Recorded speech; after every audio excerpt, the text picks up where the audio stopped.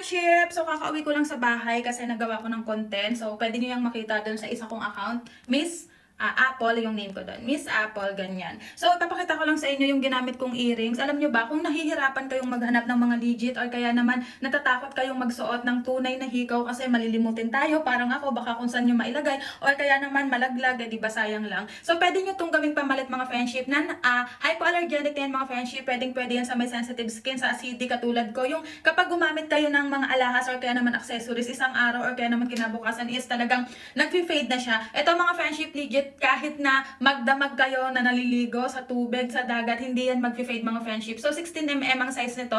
Dalawa yung color na meron siya silver at saka gold. So kung gusto nyo parehas nyo i-check out, ilalagay ko dyan sa may yellow basket. Ang lakas yan makasosyal. Ayan, Tita Vibe, Gen Z, pwede, pampasok. Or kaya naman kung meron kayong mga okasyon na aatenan. So perfect na perfect yan. Hindi yan nagbabago mga friendship. Hindi katulad ng jowa mo. Ayun, nasa iba na nagbago na kasi. Charot!